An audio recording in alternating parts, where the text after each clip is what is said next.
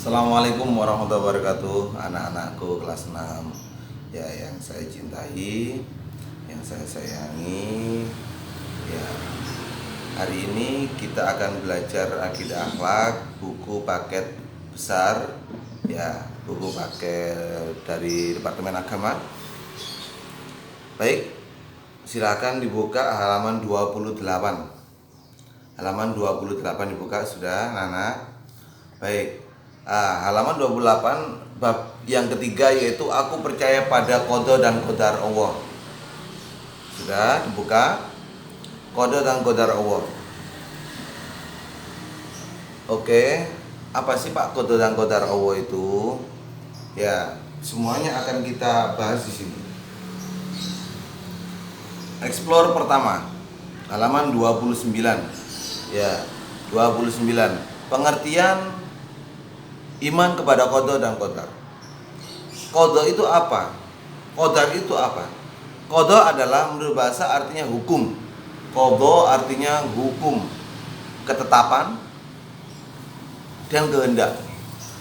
Qada menurut bahasa artinya hukum, ketetapan dan kehendak. Sudah? Kalau menurut istilah lain lagi, qada adalah ketetapan Allah sejak zaman azali, mulai zaman dulu diciptakan apa saja, sesuai dengan kekuasaan dan kemauannya tentang segala sesuatu yang berkenaan dengan makhluk. Jadi takdir kamu, takdir kita semua, takdir saya, takdir semua makhluk yang ada di dunia ini, takdir dunia kapan hari kiamat sudah Allah tetapkan pada zaman azali, zaman dahulu. Ya, kamu akan jatuh hari ini, kamu akan mendapat rezeki hari ini sudah dinas oleh Allah.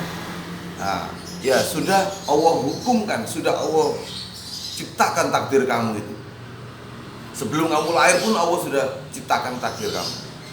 Oke, yang kedua, qadar. Qadar itu apa sih Pak? Menurut bahasa qadar artinya kepastian, peraturan dan ukuran. Qadar artinya, qadar itu kan menurut bahasa artinya qadar qadiru artinya mengukur, ukuran. Ya, kepastian, peraturan dan ukuran. Kalau istilah lain lagi.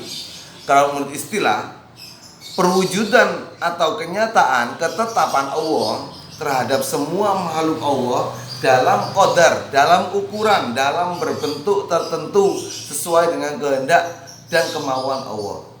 Ya, makanya qadar ini lain. Makanya disebutkan saya percaya kepada qada dan qadar Allah ini karena qada dan qadar ini lain.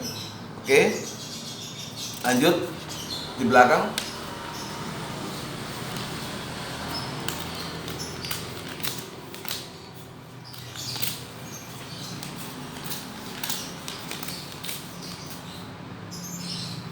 Lanjut,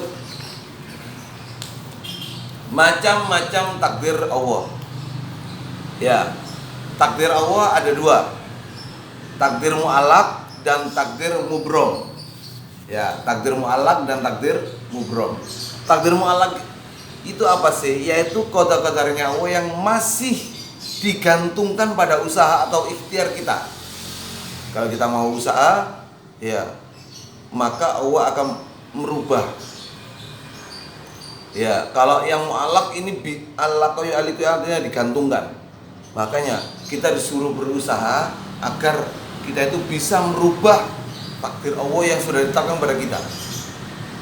Ya, kamu usaha apa gitu loh, rezekimu itu pasti dapat. Tapi kalau kamu itu berusaha bertambah usahanya, ya, dari belajar kamu juga tergantung, bukan tergantung dari nas, pokoknya aku sak ini Pak, terus aku belajar atau tidak, terus isinya segini, tidak. Itu masih bisa dirubah nak, tergantung kita, tergantung kemauan kamu. Ya, kalau kamu belajar maka Allah akan merubah takdirmu, Allah akan merubah isi pemikiran kamu. Ya, lalu, saya ulangi lagi, takdir mu'allaq adalah qada dan qadarnya Allah yang masih digantungkan pada usaha atau ikhtiar manusia. Oke, contoh, seseorang ingin kaya, pinter, sehat, dan ingin lain-lain harus melalui proses usaha. Pengen sehat ya olahraga, pengen kaya yuk kerja, nabung, kerja sambil nabung sambil berusaha kepada Allah. Ya, ingin pintar ya belajar. Tidak ada ceritanya orang itu langsung pintar, nggak ada. Pasti belajar dulu. Ya. Nah, untuk mencapai tujuan tersebut dia harus melakukan ikhtiar, melakukan usaha-usaha tertentu. Ya, Nabi Muhammad itu jika langsung minta kepada Allah pasti dikasih. Tapi Nabi Muhammad tidak. Nabi Muhammad itu mengajarkan kepada kita bahwa jika ingin mendapatkan rezeki dari Allah, caranya satu, bekerja. Nabi Muhammad pada umur 12 tahun beliau berdagang ke negeri Syam. Pada umur 10 tahun beliau menjadi penggembala. Sampean, ayo, enak kan tinggal minta uang kepada ibu dan ayah. Tapi Nabi Muhammad tidak. Nabi Muhammad umur 10 itu beliau sudah menjadi yatim piatu. Umur 8 menjadi yatim piatu. Loh. Umur 8 yatim piatu. Umur 10 beliau sudah punya usaha sendiri, yaitu menggembalakan kambingnya orang. Loh. Tidak jijik, jijik bau. Enggak. Karena Muhammad apa? Ingin mengajarkan kepada kita bahwa jika ingin dapat rezeki, kita harus minta kepada Allah sambil bekerja. Minta saja, dari mana dikasih? Ya, lantaran kamu bekerja, kamu akan dapat rezeki. Oke. Nah, sebagaimana firman Allah Subhanahu wa taala, "Inna Allaha la yughayyiru ma biqaumin hatta yughayyiru ma bi anfusihim." Sesungguhnya Allah tidak akan mengubah keadaan nasib suatu bangsa sehingga bangsa itu mau mengubah nasib yang ada pada mereka sendiri. Oh, sudah dinas di sini. Ya, sekarang takdir yang kedua yaitu takdir mubrom. Apa sih Pak takdir mubrom ini? Kalau takdir mubrom ini adalah lain lagi daripada takdir mu'allaq. Takdir mubrom adalah qada dan qadarnya Allah yang sudah gak bisa diubah lagi oleh manusia.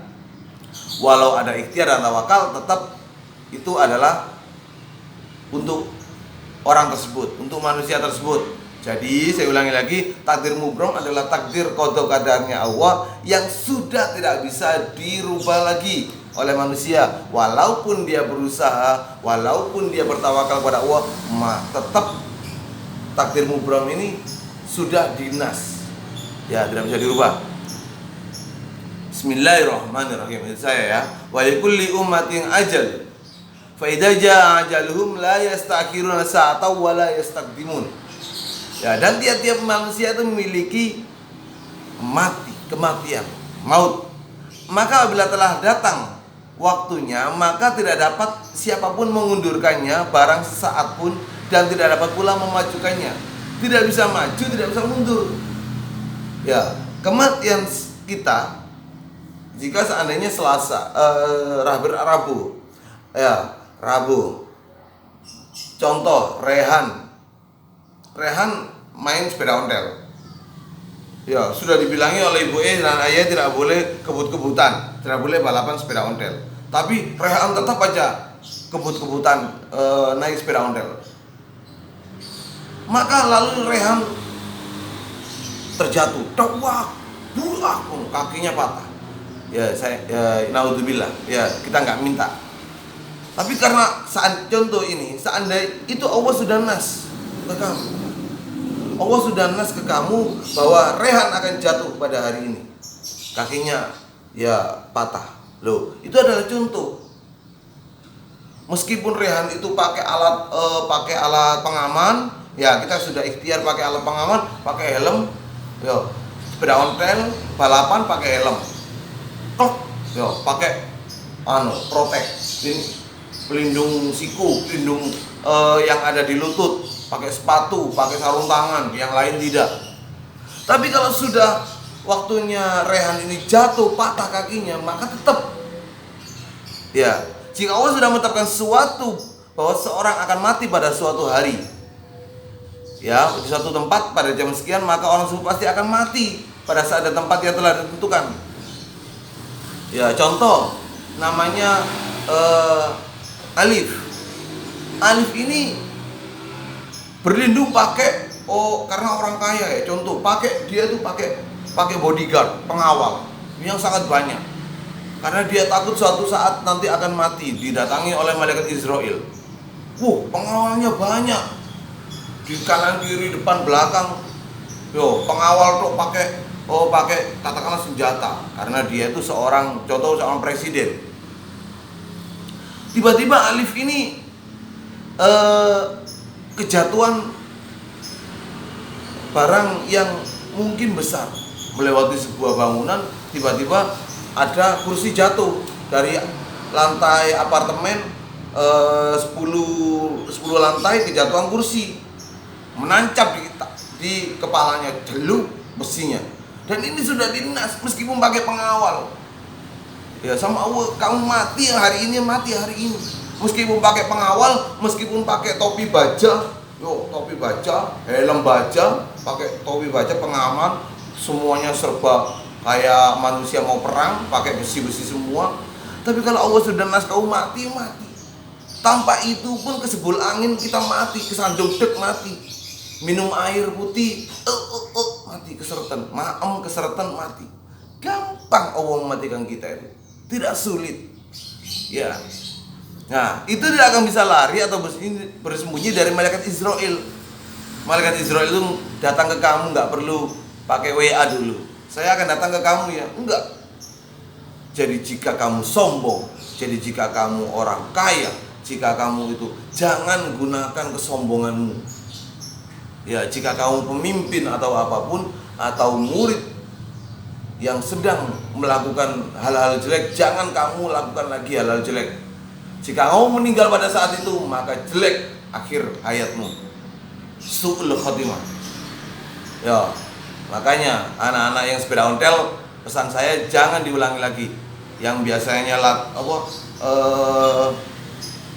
itu biasanya balapan sepeda ontel di jalan-jalan pakai sepeda BMX, ya jangan. Nah, itu adalah satu bentuk usaha kita, jangan kita melakukan hal-hal yang jelek. Nanti kalau ada patah kaki dan tangan, ya, atau kita meninggal, kamu sendiri akan rugi. Ya, kamu sudah siap dengan pahala kamu kan? Yakin kalau pahala kamu itu bisa membawa kamu surga? Ya, oke. Ciri-ciri orang beriman kepada qadar dan qadar apa saja? 1. Mentaati perintah Allah dan menjauhi larangannya. Yang kedua, berusaha dan bekerja secara maksimal. Kalau sudah bekerja maksimal, kita minta tawakal kepada Allah. Ya, yang ketiga adalah bertawakal kepada Allah secara menyeluruh dan berdoa dengan sungguh-sungguh. Ya Allah, saya sudah bekerja selama 1 bulan ini, ya Allah. Semoga gaji saya turun hari ini, ya Allah, agar saya bisa membelikan ibu dan ayah saya baju yang baik, agar saya bisa membelikan makanan beras yang baik, ya Allah. Nah, itu namanya tawakal, bentuk tawakal kepada Allah. Mengisi kehidupan dunia dengan hal-hal positif, karena di akhirat kita akan menuainya. Nomor 5, memperhatikan dan merenungkan kekuasaan dan kebesaran Allah. Ya, kebesaran Allah, kekuasaan Allah itu gak ada tandingannya. Orang kaya, Allah lebih kaya. Ya. Orang punya kekuasaan, Allah lebih berkuasa daripada kamu. Kamu contoh jadi gubernur, kamu semena-mena. Hati-hati, Allah itu lebih berkuasa dari kamu. Ya.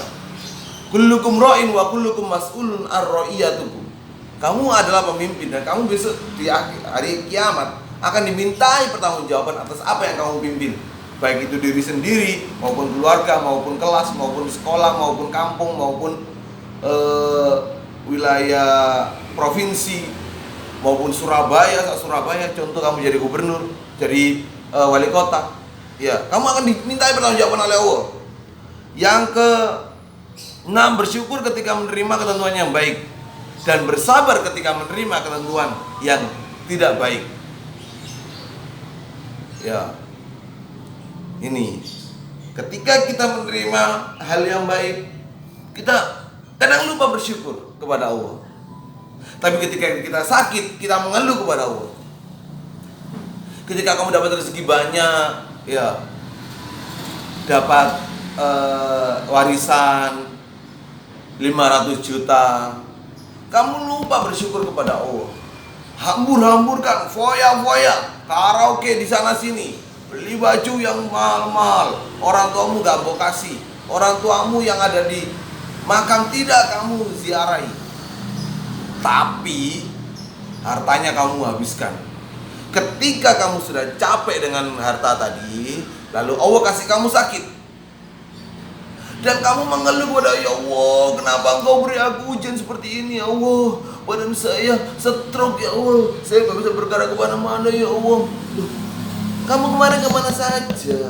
Tidak bersyukur kepada Allah, tidak mensedekahkan harta itu.